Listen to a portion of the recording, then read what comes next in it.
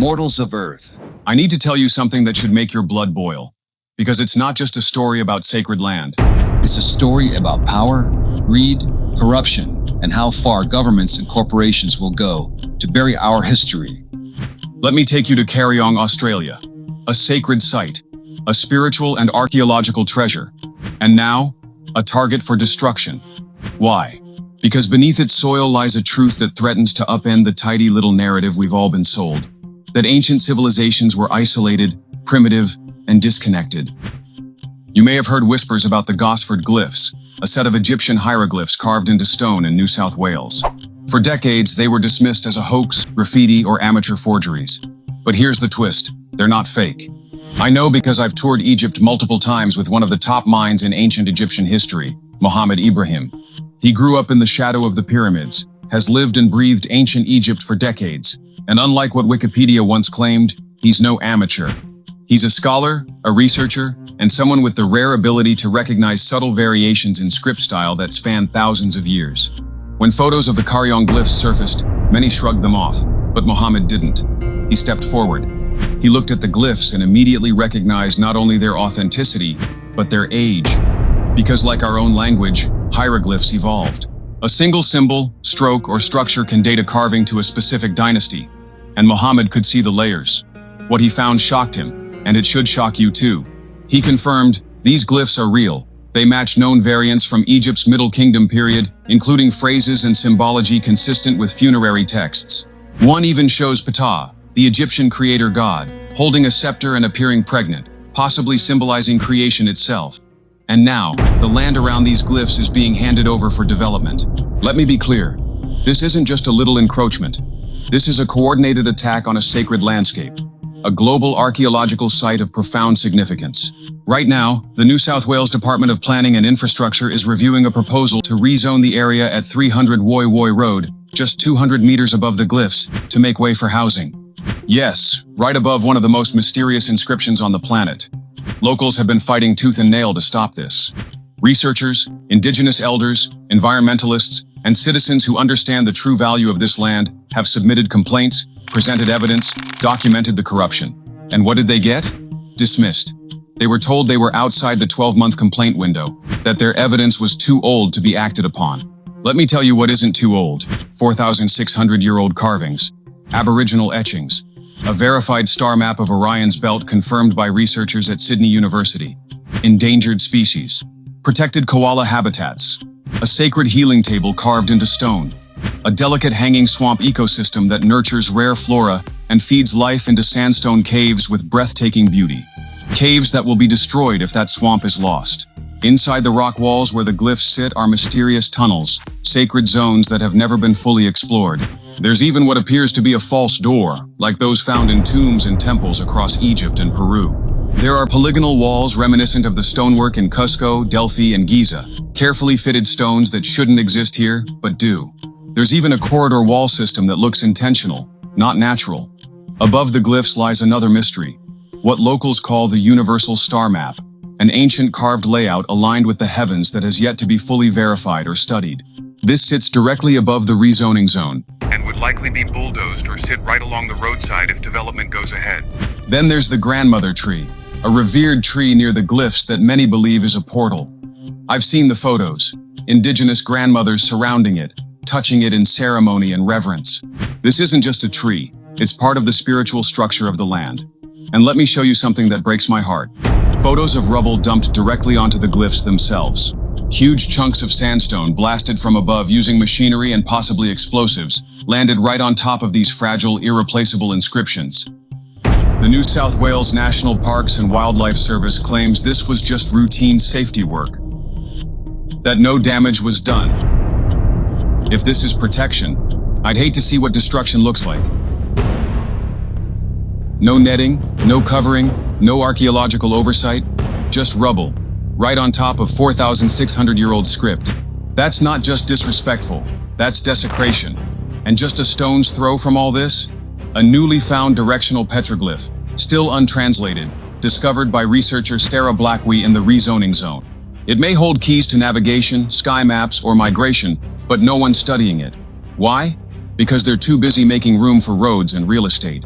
People like Lisa Bellamy, who ran for office to defend this land, and Vicky Burke, who provided me with these rare photos, have been shouting from the rooftops. But the system doesn't want to hear it.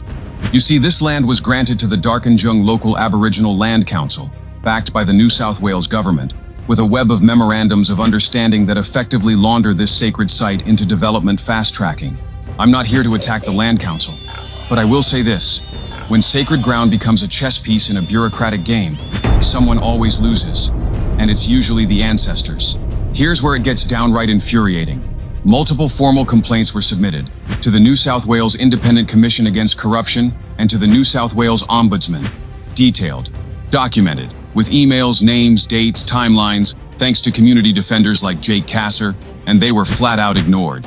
The Independent Commission Against Corruption said, no reasonable likelihood of corrupt conduct.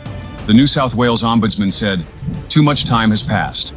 Let me ask you, how much time has to pass before we care? Because while they run out the clock, the bulldozers rev their engines. And what should be a World Heritage Site is being treated like a real estate opportunity. But we're not giving up. We see what's happening. The people who stand to gain from this development want the public to stay distracted.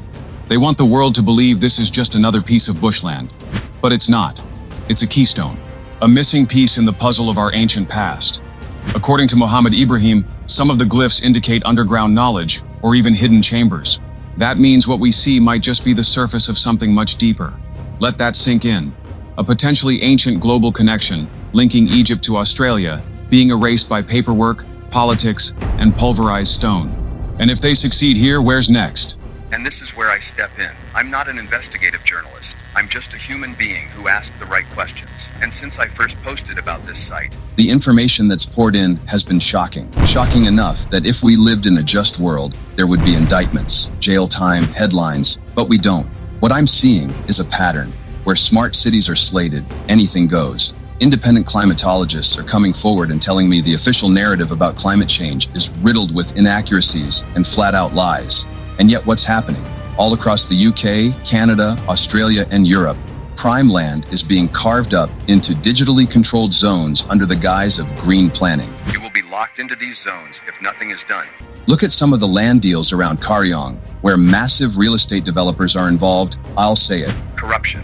This isn't just carelessness. This is criminal. Where WEF-backed agendas appear, sacred and historical sites disappear. Covered, flattened, rewritten. You don't believe me? Walk Göbekli Tepe on foot. See the damage for yourself. Concrete poured into unexcavated areas. Entertainment companies granted control of the region. In Cairo, a restaurant is being built directly over Temple of the Birds, part of the Giza Plateau, overseen again by an entertainment company that now controls access around the Sphinx. This isn't preservation. This is erasure. I spoke with a close friend of Klaus Schmidt, the archaeologist who discovered and led the excavation at Göbekli Tepe. He saw Klaus the day before he suddenly died. Healthy, vibrant, no reason to be gone. I'll say it. Klaus Schmidt was murdered. After his death, his successor slowed everything down. Let olive trees take root directly into the ruins. Tree roots, known to be destructive.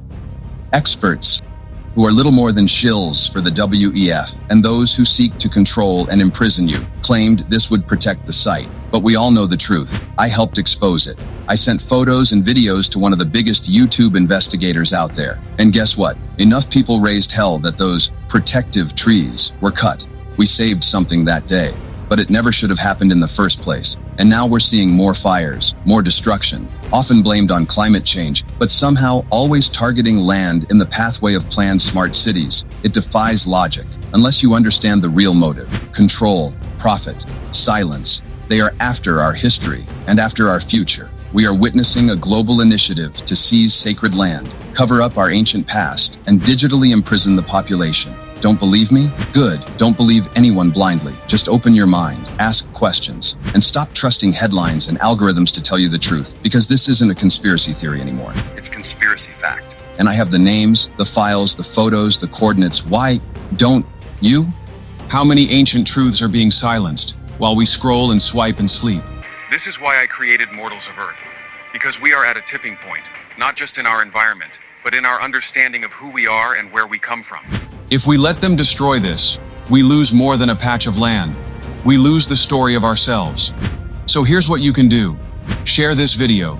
Write to the New South Wales government. Even if you don't live in Australia, Watch the full interview with Mohamed Ibrahim and those protecting Kariong. Challenge the mainstream narrative. Keep asking questions. And most importantly, email these decision makers directly. Are you important enough to say something? Yes. And if you follow my channels, you already know. You are much more powerful than you have been allowed to know. We need your help, because they won't stop unless we shine a light. And the only way to fight darkness is with awareness. Enough is enough. We stand with Kariong. We stand with the ancestors. We stand with truth. Stay curious and have a good one.